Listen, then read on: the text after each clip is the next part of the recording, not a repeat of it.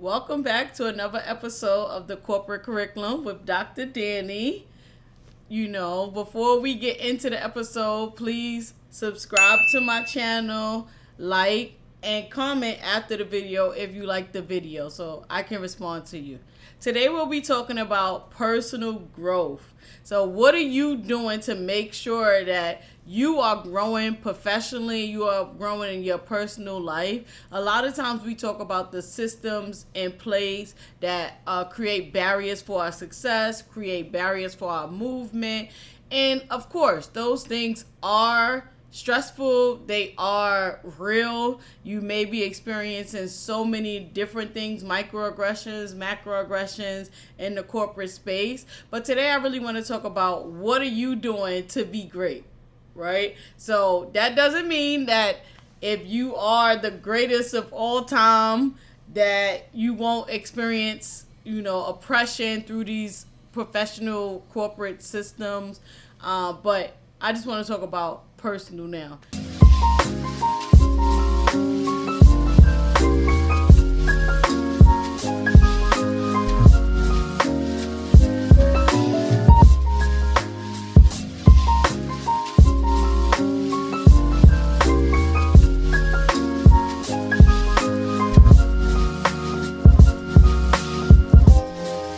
I feel like as a researcher, one of the things that I do a lot is really try to add context around everything that I say. I'm very thoughtful about I'm telling you this, but I want you to also recognize that there's other factors. So just ignore me sometimes because I just want to make sure that you don't feel that I'm telling you a story that is not full of other context, that I'm sharing that context with you. So before we talk about personal growth, one of the things I want to talk about is another concert that I went to. So last week, I think it was, I went to the Usher and Chris Brown concert. I think it's called the R&B tour. That was a sexy ass concert. I'm not even gonna lie to you. I had such a good time. I've been to so many concerts this year in particular. And I really wasn't going to go to the Usher and Chris Brown concert because last year I went to see Usher and last year I also went to see Chris Brown. So Usher concert, I went to see him in Toronto and it was a really, really big stadium. And I felt like his concert, it was good. Obviously, I like Usher enough to pay for tickets to a concert. It was a really good concert. But I felt like it wasn't like a stadium concert because that was when he was coming off of his residency in Vegas, where I know that stadium or arena, wherever he was doing that concert, was much smaller. So it felt like more intimate and the videos were like up close and everything. So I enjoyed the concert, but I wasn't really like wowed by the concert. But I think it was because we were in like a huge 40,000 people stadium or something like that. I also went to see Chris Brown and that was a really good concert. I had so much fun, but my critique for that concert last year was that I was in a baseball field and I was like in a dugout and the stage was above, so I was able to see. So I was in the obstructed view seat, so I was able to see, but it wasn't really like it was like because we were so low, it didn't have the same like energy, right? So, but I did enjoy Chris Brown last year more than I did Usher. So I was like, do I really need to see them again? Like I just saw both of them in concert. But all of my friends was going and I'm like, all right, let me just go. let me just go. I bought the tickets last minute, like let me just go. And let me tell you, that was a great show. Like I enjoyed Usher, I enjoyed Chris Brown. I was not in a baseball stadium, more in a football stadium. So I had a really good seat. I had a really, really good time. It was fun. And that's definitely a concert that I want to see again. I think Chris Brown is like one of the greatest performers of all time. he doesn't really get credit for it. And I know that goes back to his Rihanna days when they had that fight, which was, it was despicable, but he was also a child during that time, or a very young adult. We're 20 years or so removed from that, and people still don't give him the credit that he deserves. But Chris Brown performs for 3 hours straight.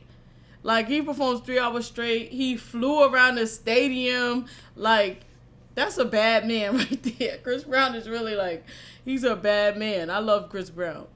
I want to go see it again. So there's two people that I love to see in concert. Beyonce, because she performs, she gives you what you pay for. Doesn't matter how much the tickets are. I always feel like I get an amazing show. And now I'm realizing Chris Brown is the same. No matter what you pay for the tickets, you are going to get an amazing show. So it was great to see Chris Brown and Usher on that stage. A lot of people compare who can dance better, and they're definitely better. They're definitely from different generations. But I'm going to say my vote now is for Chris Brown. My vote now is for Chris Brown. But I recognize that's, while I'm sure he has some natural talent, because all I got is a little two-step. That man works hard to put on a really, really good show. And if you haven't seen that, you should probably go check it out. Right. So let's get into what I want to talk about today. What I want to talk about today is personal growth or professional development, and, what is your responsibility for that? So a lot of times we talk to people, so I'm in management, but just talking to even friends and family, and when they talk about their job or their career, a lot of times what they do is they blame the company, they blame the system, they blame all these other factors that I do think play a role in, creating barriers for them to move forward or move up or move in a direction that they want to do.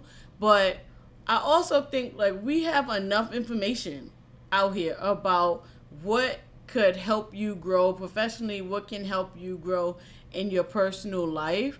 And I think as individuals, we all spend a lot of time seeking that information, but we don't always apply the information that we learned into situations or into our daily lives. So when I first started doing this podcast, one of the things the title of the first episode of the podcast and the first podcast was I got shit to do, right? Because I was thinking there are a lot of people in the podcasting space. They're sharing tips, they're sharing their experiences, they're giving suggestions, all of this different wisdom on so many different levels, on a lot of different topics. But I was I want to be a little bit different, right? I do want to share tips, and I do want to share information. I do want to share my experience, right? But I also want you to take those tidbits, those strategies, those suggestions, and do something with it. And that's why I named it originally I got shit to do, because I wanted you after every episode to be able to incorporate what I'm talking about in the episode into something actionable for you. And I think that's something that I'm not just talking about you, in particular, but we do, is we gather a lot of information about something, especially intellectual people. We'll read books, we'll listen to podcasts, we'll do a lot of things. And then when it comes to the application of that is where we fall off. And I think, especially now where we're in the age of AI, where when you Google something, you get a summary at the top of the page that kind of summarizes a number of resources, and we feel okay, that was enough. We don't really dig into okay, what are these resources? Who is putting together who authored these resources? We feel okay, we got the information. Or another thing that we do, which is really popular now, is we go to all of these community building events. So I talked a lot about networking events. I talked about the difference between networking and community. But there's just a lot of events now where you go and there's a conference. They may name it conference. They may name it community event. They may name it networking. So you go to these events.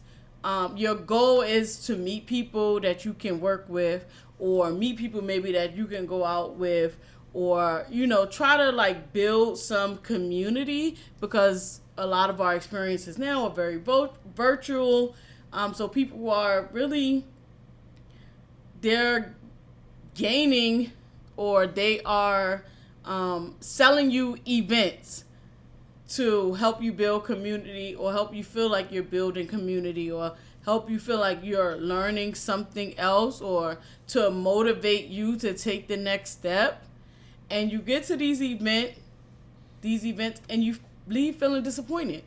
Maybe you met one or two people, maybe you went to a session or two that you really liked, but you aren't taking away like, okay, what is it that I liked about this session, and what is the next action that I can do to like move to the next level or make some progress based on the information that I learned, right? So we're just out here just gathering all this information, looking at everybody's Instagram story, feeling inspired by everybody, or looking at people and like, oh, they came from where I came from, and they made it. For example, Cardi B or something, like, oh, she came from the hood, from the strip club to the reality show, till like a huge rapper, right? So you look at this inspiration like, oh, if they can do it, I can do it.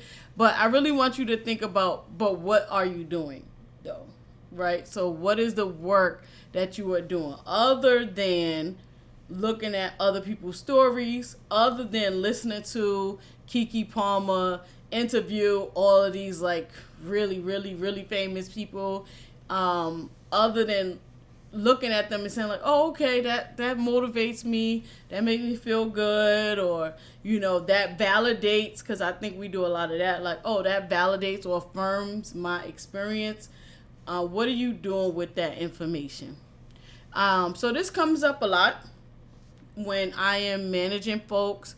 Folks feel like, yes, they have been at a company for 10 years, so they've been at a company for 5 years, and they feel like they should be promoted, right? And so when you have conversations with them about, okay, why do you think you should be moving to the next level? What is the work that you have put in? What is the knowledge or skills that you have that's different from the level that you're on that will be beneficial to the organization? Sometimes they really can't answer that. They think that putting in the time is enough. And so what I would like to talk to you about is, what are you doing to show that you would be valuable at the next level, right? So there's a couple things. One is, we talked a lot about visibility. So when you are in these companies or, corporations, you need to be visible. So what are you doing to let to network with other people so that they know who you are, they know what your expertise is, and they know how you are contributing to the organization. So if you're going to conferences, are you sharing that on your professional social media? Are you sharing that within your organization? If you're writing proposals, are you working with different people in your proposal to show, like that you can collaborate across levels, whether that's people on your same level or people at higher levels with you? Are you learning something new? Like, how are you demonstrating that you work well with others? And then in meetings, are you making valuable contributions in meetings? So what are you sharing in meetings that others would not know? So for example, if there are new things, coming out, whether it's articles or videos or podcasts that you're listening to, how are you using that information to share with others? And that could be for their growth, for your growth, or the growth of the team. Are you sharing in meetings? Those are things that's important, that they also increase your visibility. So when you are not in a room, are people talking about what you shared in the meeting? Are they talking about an email? So for example, I told you I work a lot with NSF grants. So I have a number of NSF grants. And I also support my colleagues in writing or reviewing.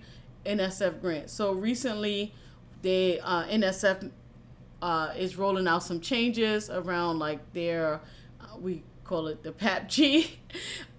So the guidelines around like granting, right? The grant administration.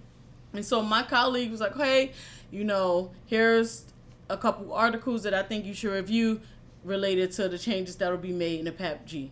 So like things like that, like as you are getting new knowledge or getting new information, are you sharing it with folks? That's sharing it with folks inside your organization or sharing it with folks outside of your organization. So when you're thinking about building relationships and building up your visibility at an organization, one of the things that you could be doing instead of just taking in all of the information is actually sharing that information with folks. So that's another way to increase your visibility. Another thing that I think about when I'm thinking about people that's ready for promotion or moving up in their career, even if it's a lateral move, is thinking about what like how are you making strides in a positive direction. So when you are thinking about starting a podcast, or you're thinking about writing a book or writing an article or writing a conference paper, a lot of people get stuck on it has to be perfect, right? Before making some movement, they think that, okay, I don't want to start a book if it's not going to be a bestseller. Well, I don't want to start a podcast if it's not going to be episode after episode going viral. So perfection is one of the things that prevent people from moving forward.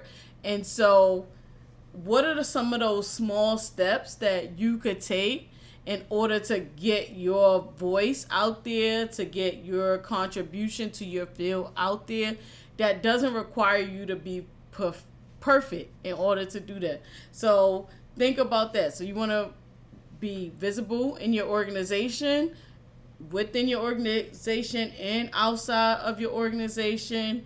You want to make small steps in the direction that you want to go. Of course, you got to know what you want to be known for in order to do that, but you want to make some small strides in the direction that you want to go, and not let perfection kind of hold you back.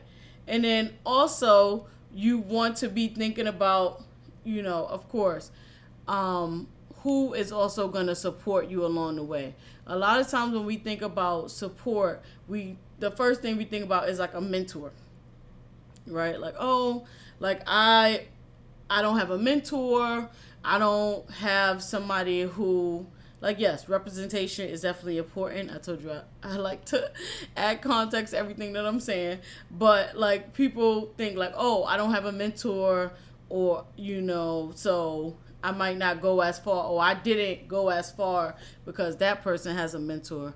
But I would like you to think about, maybe you don't need a mentor, maybe you need an accountability partner.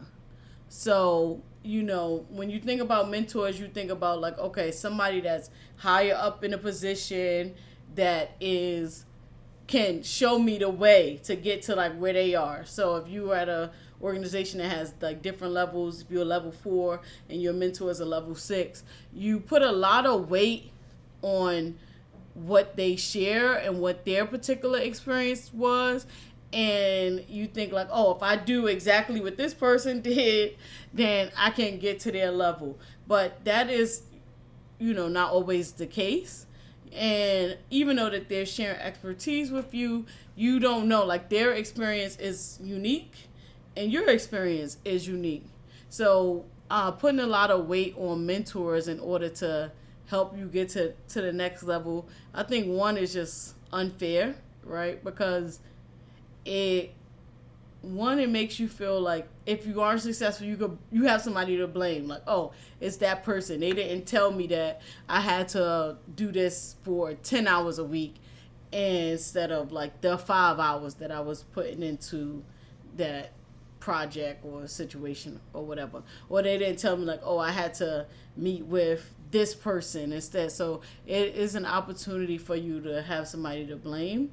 And so I'll also, people don't always have time. Like, the more successful you are, you probably have like less time to like spend on some of the other types of tasks like mentoring. That doesn't mean that people aren't doing that, but it is an additional effort to mentor somebody, especially if it is for free, or like it's not helping them on the path that they are on, right? So that is a sacrifice that they will be having to make, and I think we don't appreciate mentors enough. So yes, I think mentoring is important, but also thinking about who is on your same level that maybe you could count on an accountability partner that can help you reach some of your goals by just helping you stay accountable for things. So when I was writing my dissertation, I was like, oh gosh, like I had a full-time job. I was going to school part-time, and I was writing my dissertation. I was like, oh my God, this is such a lonely process, because if you could imagine that you're going to work every day, you're doing all the things that is required of you at work, and then maybe I think I finished my classes at that point, but it was just like, okay, now I have to write a dissertation. And every time I started, I was like, oh, I'm starting over. Like, I had to read the 30 pages that I wrote, look back at articles, go back and see, like, all right, where did I start before I started writing again? Or where I left off before I started writing again. So I was spending a lot of time just like rereading what I wrote, and then starting to like add to that. And you really, like, it's your story, it's your research. You really don't have like somebody that's right next to you because the classes are done. It's like at this point you're just trying to get this dissertation together. So one of the things that I did was I put out a message. I don't even know if it was like, social media probably was a thing, but not like a huge thing. But I put out a message like, hey, I'm looking for people that's interested in just kind of like meeting up to write at certain time. So there was like, I think we chose Sundays or Saturdays. Like, we'll go to the library every week, every weekend, Saturday or Sunday, and we would spend like 3 hours in the library just working separately on our own things. But that was an accountability partner. So it was a couple of us that went and did that faithfully for a few weeks. And before you knew it, I had my dissertation done, completed, graduated. But that was somebody who, she wasn't like at a higher level from me, or, it wasn't like something I was aspiring to be, like someone I was aspiring to be, but it was somebody that held me accountable because we met every week. She showed up on time, I showed up on time, and we just sat in the library and we kind of just worked through our dissertation work. Like, it was a great, it was a great experience, and it was important, right? Because we were both trying to achieve the same goals. So when we're thinking about mentoring, a lot of times people think about like you have to get a mentor that is above you, right? Or where you want to be, or etc. But we don't think about, that I'm calling them accountability partners, like people that is on your same level. They can have different experience from you. You're both trying to reach the same goal that can help you along the path. And so when we're talking about personal growth, I think it's easy to say like, oh, the systems are holding me back. My manager is not a good manager, right? I don't have the mentorship that other people have. I don't have the finances that other people have. But I really want you to think about what it is that you do have and what you are doing with that information. So yes, we have a lot of access to information right now, whether it's through AI, whether it's through our phones, whether it's through courses, at our job or podcasts, etc. But what are you actually doing with that information? Are you using that information to increase your visibility at work? So things that you're reading, things that you're listening to, are you sharing that with your colleagues, whether they're at your organization or not at your organization, right? Are you sharing those things? That helps your colleagues know that you are somebody that they can count on, that somebody that is knowledgeable, right? And it also shows that you are not like only out for your own personal growth. So you are out to like help your team and support your team in a way that's needed. Are you thinking about, not actually management, like, are you thinking about mentorship not only as something that's aspirational, like, okay, this person is where I want to be in a position, making the money that I want to be, but also thinking about people that you can move along that path with. So, like, lateral folks that's on your same playing field, you have similar goals. They don't have to be the exact goal, but that you can hold each other accountable and you can share that. And are you thinking about, what are the courses that you can take? I know there's a lot of talk now about, whether it's important to go to college or not go to college, or whether it's important to get a certificate in whatever field that you're in. But what are some like professional development activities that you can participate in? And when I say that, it's not just about going to conferences, right? Because you can go to a conference, share your little piece, and then you move on. You can go to conferences and make a couple different connections with folks, but if you're not doing anything after that, then it wouldn't really be beneficial to you. It wouldn't be beneficial to that person, and that's when you leave like feeling disappointed. And I'm saying conferences. Those conferences could be networking events. It could be community building events. So think about like, okay, what am I trying to get out of it, but what am I trying to contribute to these spaces? And when I get some information, what am I doing next? So like I started out this podcast, you really have shit to do. And I want you to think about that. Like, what are you doing in order to move to the next level? When you're taking in this information, what are you doing with that information, right? How are you sharing it with others for their success, for their knowledge, etc.? And how are you internalizing that information so that you can make changes to what you are doing? And I started out talking about, okay, well, when I meet with the people that I manage and they talk about, okay, I want to be promoted in 2 years. What I want to do, what I always strive to do is make a plan. Okay, what does that look like? What is the business need?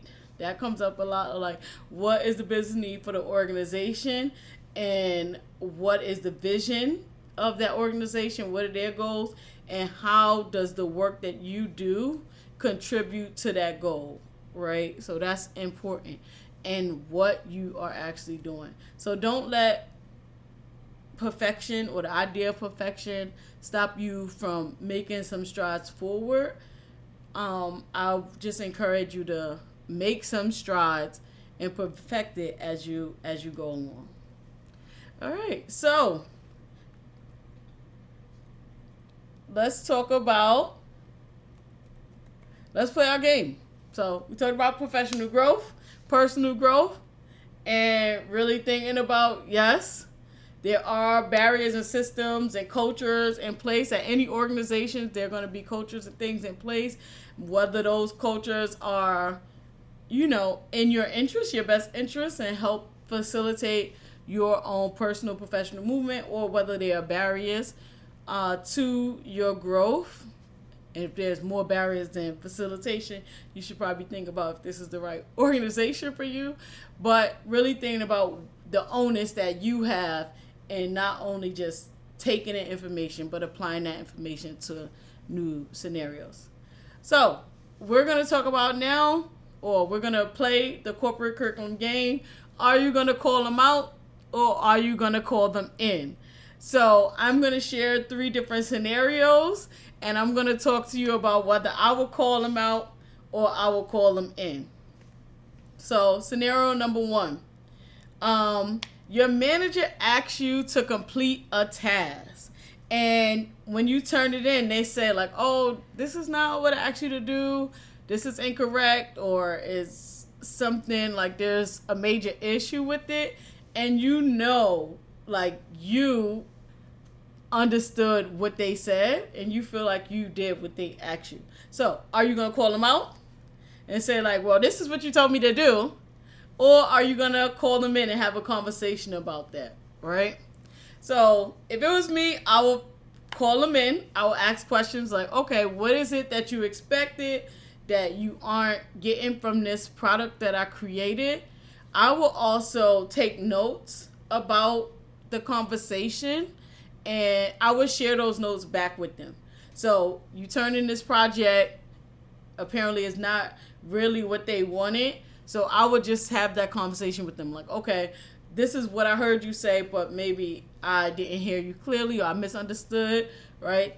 And then I would say like, okay, let's talk about how I could correct it or improve it to meet the expectations.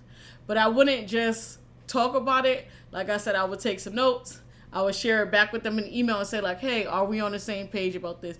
That way we have it, we have written communication, and we can make sure that we're on the same page before I move to the next level, and nothing is lost in translation, because you can go back and forth in email, then you can return to that email and say like, oh, okay, when we talked about it on this date, these are the things you wanted me to change, and here's how I did that, right? All right, scenario 2. Your manager or task leader is constantly checking in on you.